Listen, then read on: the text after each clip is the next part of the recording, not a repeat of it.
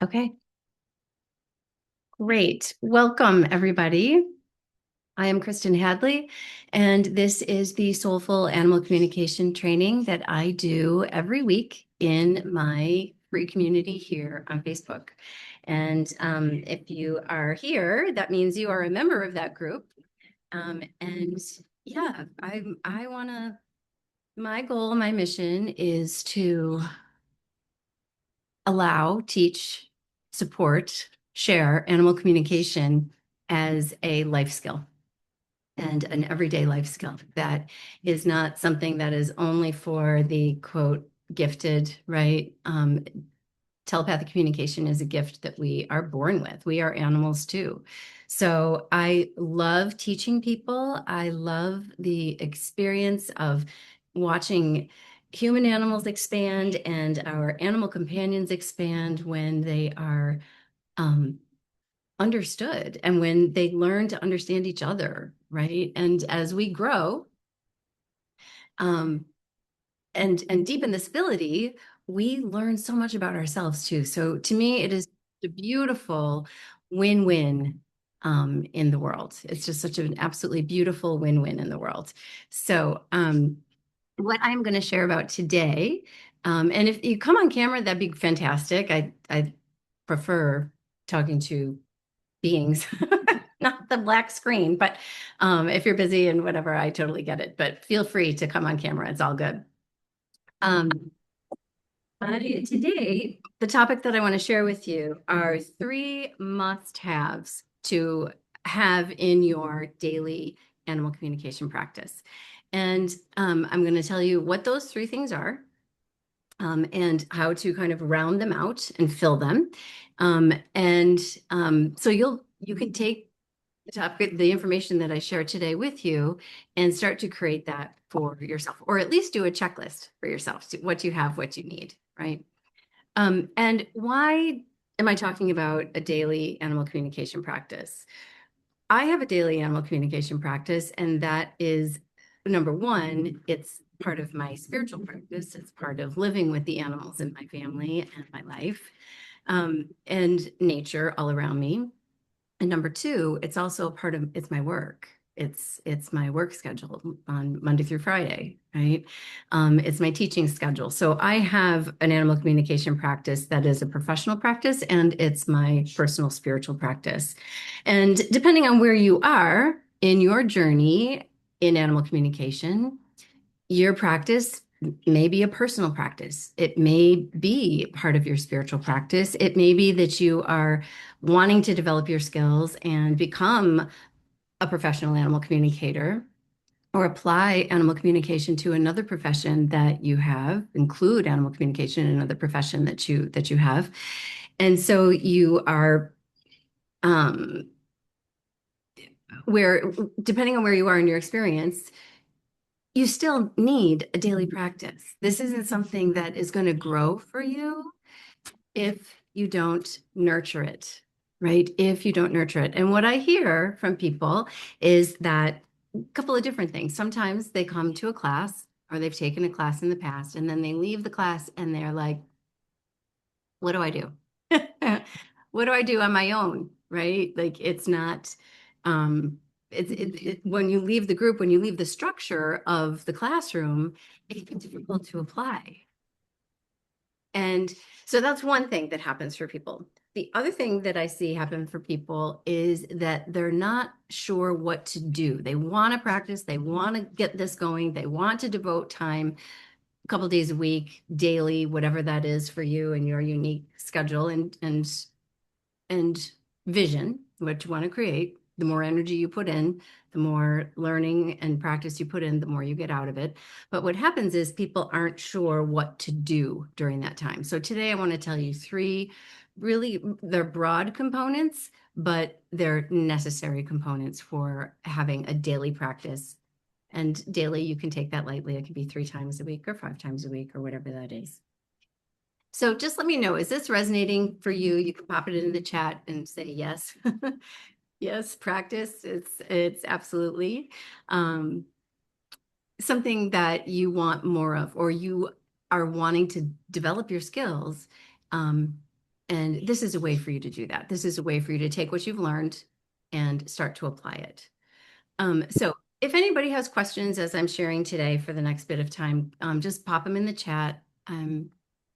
There, the chat's open so I can see your questions, questions and comments. And yeah, great. So the three must-haves that you need in your daily practice are, the first one is tools. The second one is time. And the third one is a journal. Okay, those are the three foundational must-haves that you need in your daily animal communication practice. And I'm going to start with the tools. I consider the tools, they're all of these are really important. The tools are the pieces that open up the doors for you. They're the pieces that open up the windows and your senses and the channels for the telepathic information to come in, right? And if you've taken a class with me, I have taught you tools and techniques. I call them tools and techniques. If you've taken a class with others, I'm sure you have learned tools. If you've read books, there are tools, animal communication tools in the books. It is important to know the tools, what they are, and know what ones you're using when you're using them, okay? This is how the communication expands.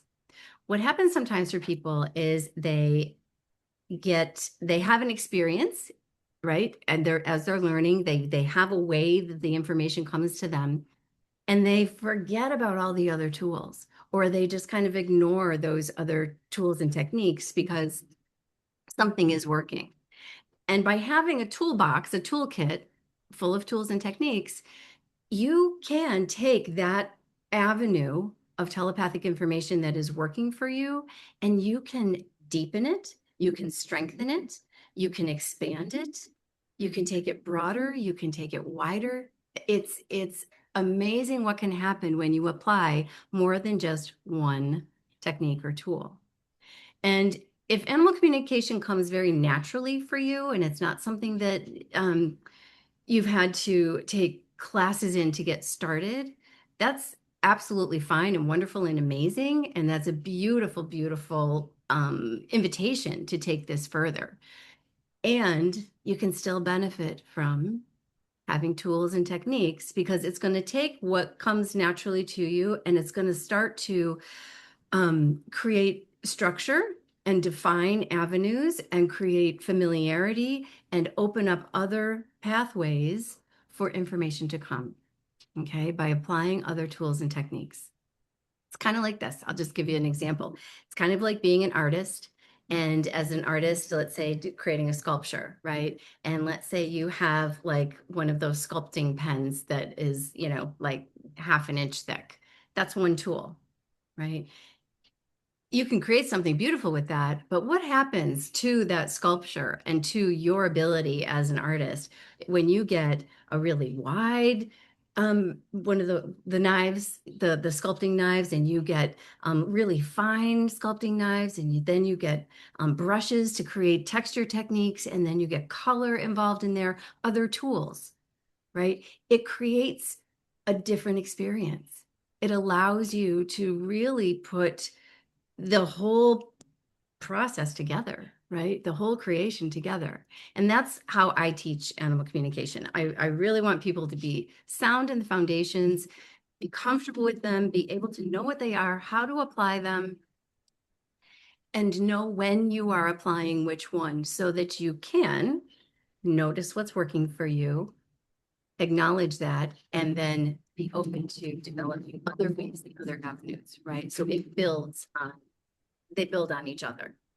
Okay, does that make sense? Just raise your hand or say yes in the chat so I know I'm speaking to. Great, thanks, Tara.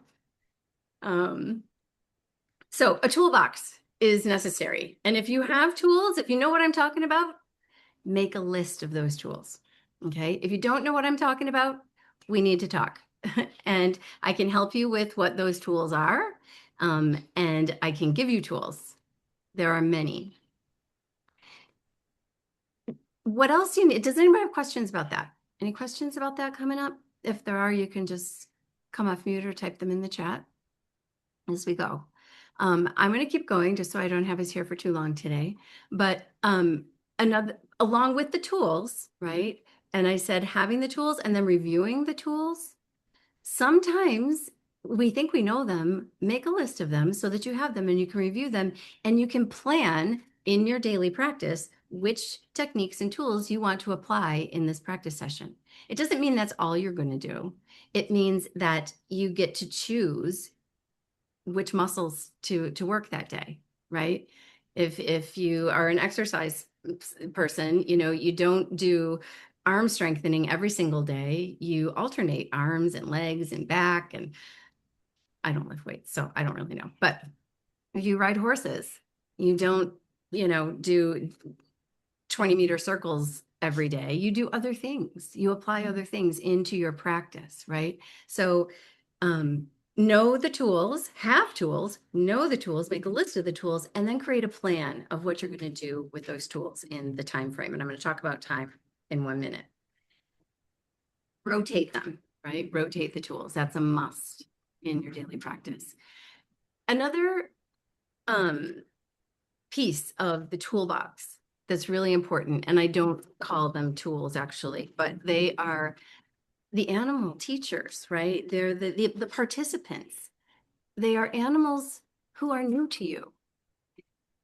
What happens sometimes for people is that they are very familiar with the animals in their family and they sit down to practice animal communication and they have one cat and one dog and they are just dying to get some new information because they've been practicing with this animal and tuning in with this animal for weeks, months, sometimes years. And what happens is you already know your animal friend very well. I've talked about this before. Sometimes it can be more challenging to get novel information that feels new and new to you and different from what you might already know or already suspect or already have gotten from the animal, right? So having new to you animal participants is a really important piece of the toolbox, right? And this can be challenging because you can't communicate with animals without permission from the animal's person. So if you're not reaching out to people and inviting them to practice with you, you don't have anybody to practice with. If you're not part of a structured group, you don't have anybody to practice with. If you aren't part of a practice circle, then you run out of animal participants easily, right? So does that resonate for anybody? Like, let me know.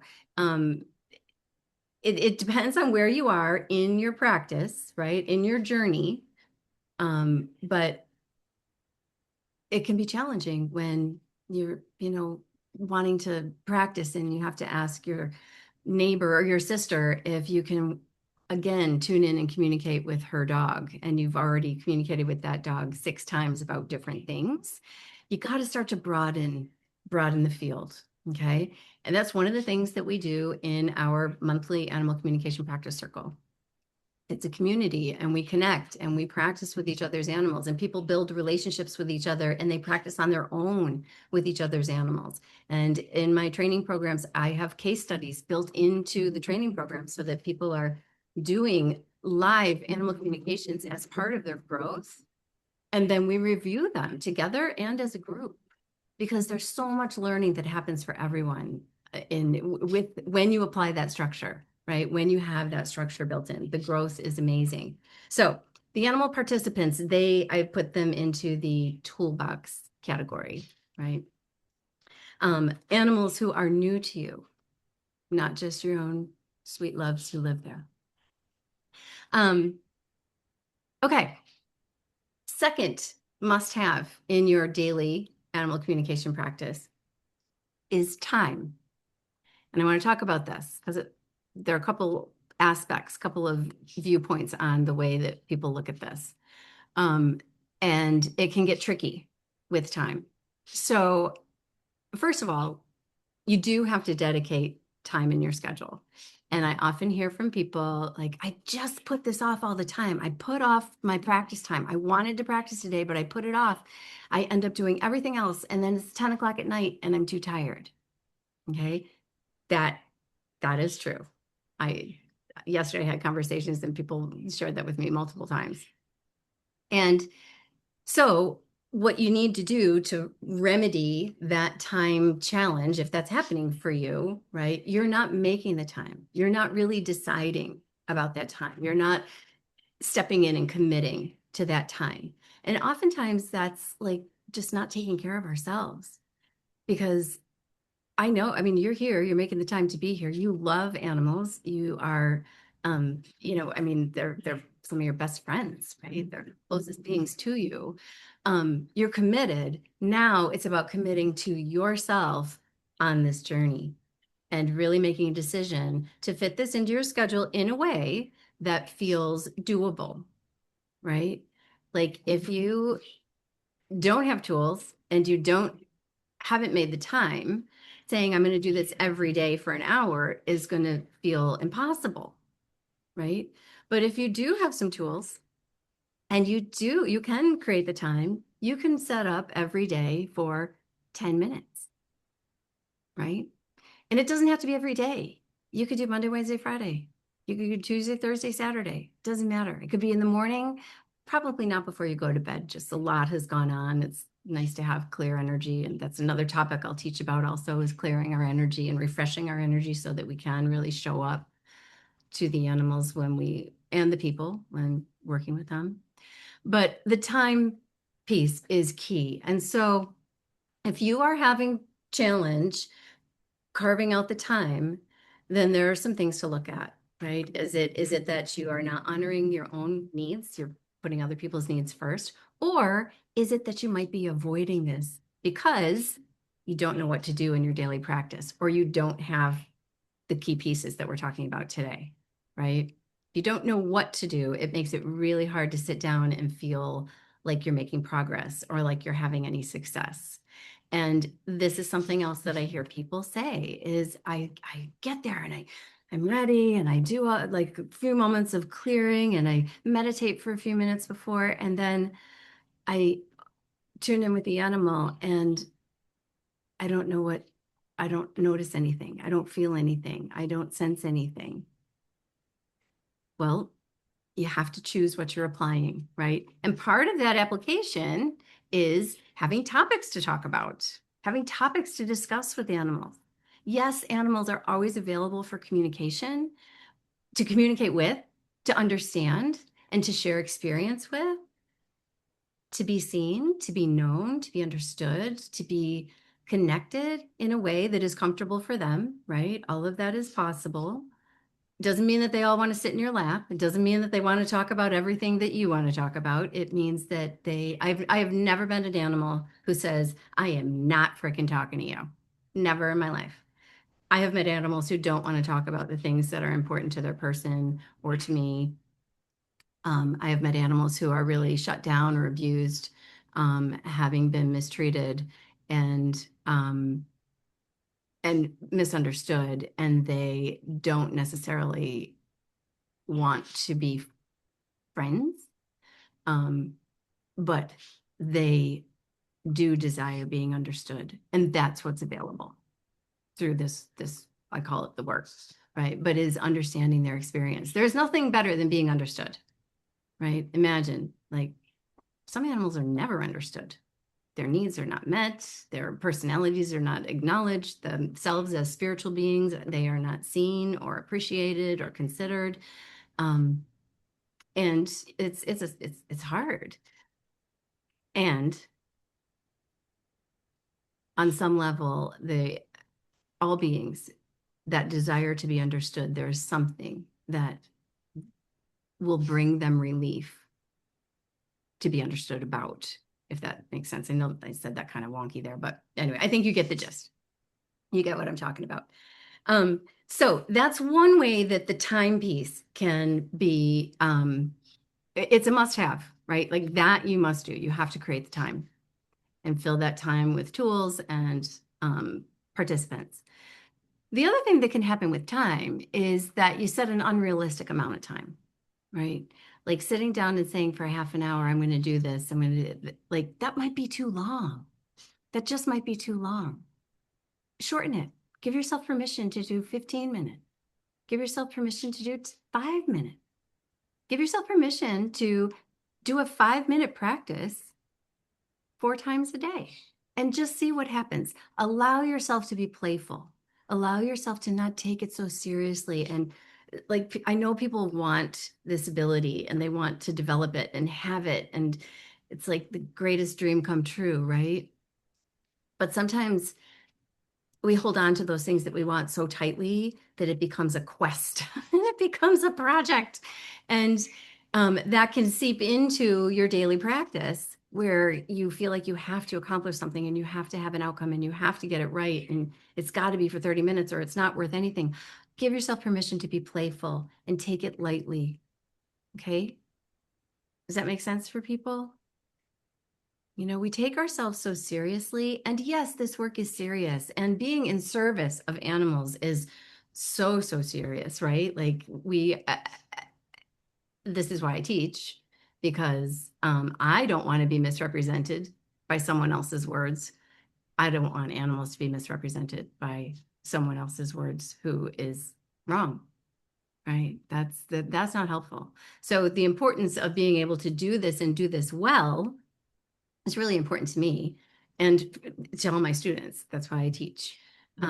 But it is, and it is totally doable, right? But in the process, in the journey, we have to give ourselves permission to let it be fun and let it be light. And there might be days that you feel like I didn't get anything, right? And you might be sitting here listening to this and saying, I really want to do this, but I don't even know what tools to apply or how to apply them. What is she talking about? Right? Or it may be that you have a lot of tools, you just forgot what they were, and you haven't applied them in a cycle. You only use one, right? You haven't rotated them in and out to develop your abilities. And it may be that you don't have animal participants who are new to you, right? It may be that you haven't carved out the time or that your time expectation is more than what your experience or your ease allowing will fill. I hope that makes sense, right? I want it to feel good. We don't make time to do things that suck. We don't want to make time to do things that we don't like to do. So let it be pleasing to you. Okay, I'm going to give you the last must-have here for your daily animal communication practice. And within each of these, right? So the first must-have are the tools, right? And then the time, and then the last one is a journal. Speaking of the time one here, another piece of that is what can I do in that time? It's not just sitting there hoping that something lands for you from your animal. You know, it's not like sitting there waiting for somebody to lob a volleyball at you for 15 minutes or 30 minutes or an hour or whatever. What can you do in that time frame? Like what are the things you're going to do? It doesn't mean you always have to be receiving, right? You can practice sending, right? You can practice each one of the tools that you know or that you've been taught or that you're learning about. You can reflect on times that you've had communication with animals where you understood an animal really easily, really well. You can reflect on notes that you've taken as parts of classes and parts of groups and parts of learning practice circles and notice what comes for you that day from that experience that someone else might have shared. Like there are so many things that you can fill that time with that you dedicate, that it doesn't have to just be receiving from the animal, because that's where the heaviness comes in. That's where the I have to do this right. And you put a lot of pressure on yourself, and that's where the gripping tightly comes. But start to fill your practice time with some other things that feel good, that are expansive. Give yourself permission to daydream about what would an animal say? What would he feel potentially about this? Right? Tuning in with a wild animal outside. Give yourself permission to just daydream about what they might be experiencing. It doesn't have to be so serious all the time is what I'm saying. So the time box, the time must have has a lot of different aspects that can get tricky for people in their daily practice, right? Okay, the last piece I'm going to talk about is the journal. Everybody who comes into my world has to have an animal communication journal. And this is really, really powerful because in a couple weeks ago, in this training that I did, um, I taught about aligning, allowing, and acknowledging.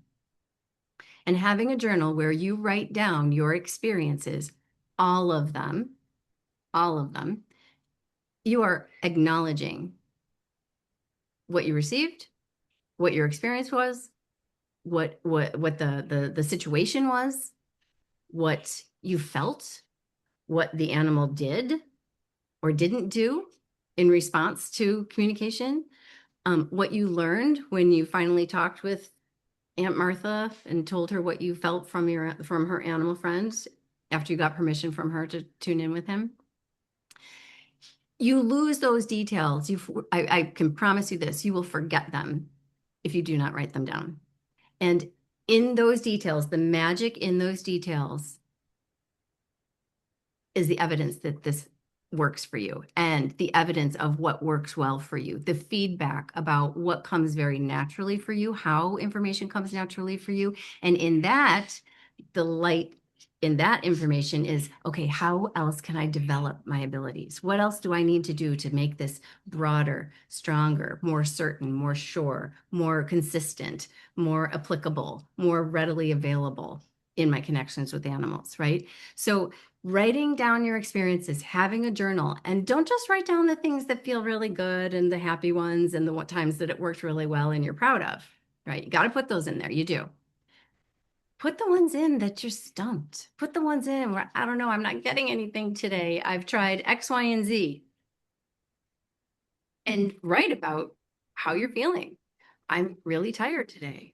I had too much coffee this morning. I'm a little anxious about tuning in with my cat about this topic because I'm afraid that he's sick, right? Like write in your feelings because that experience as a whole is going to give you tons of feedback about your process. You will learn about yourself and what gets in the way for you. You'll learn about what resistance comes up for you. You will learn about what time of day is better for you. I don't work after 7. I don't ever work after 7. I don't like to teach late. I don't like to any of it. And I only take consultations during blocks during the day because I am fresh in the morning. By 4 o'clock, I'm like, you know, just in my day, not because of the work. The work is refreshing for me. It's balancing for me. But you will learn for yourself what works for you. You'll learn for yourself when you document the time, how you're feeling, had you eaten, had you just eaten, had you not eaten, what are you distracted, how your body feels, what the circumstances with the animal, um, what's causing resistance for you or your own emotions. Um, so journal and put in there too what you received, how you received it, what questions you asked, what topics you wanted to explore. And yeah, it's really, really important. It will give you confidence. It will help you build your confidence. It will show you where you're consistent and where you're inconsistent, right? Like if you have a journal entry from March 30th and it's May 19th, you haven't been consistent in your daily practice. You need to take a look, make a decision, and decide on a time, right? Just get some tools if that's why you're not doing it. And have the journal there. There is so much accountability in setting up structure for yourself. Okay. Um, so 3 things in your must-have: tools, time, healthy time, right? Like time that works for you, time that either you're making a decision about, and not too much time that it feels like it's never ending, right? Compartmentalize so you can focus. And then having a journal to document it all in. Super, super powerful. It will serve you well. And I would love to hear about your thoughts about this and how you see it applying for you. And then when you apply it, how it's working. So I will just ask very briefly, does anybody have a question? No? All right. Thank you so much for being here. Yeah, really, really, I love this topic. And Cindy says, I need help. Thank you so much. Oh, you're so welcome. Cindy, let's talk. I'll reach out to you. I'll reach out to you in Messenger and we can have chat. Um, and yeah, and I want to help. I have lots of things that can help you, lots of resources. And the animals want to help you too, right? The animals love it when people wake up to this and really practice this. So, okay, that's what I have for you. So take what fills you for now and apply it to your practice, and take all my love as well. Thanks, everybody. Bye.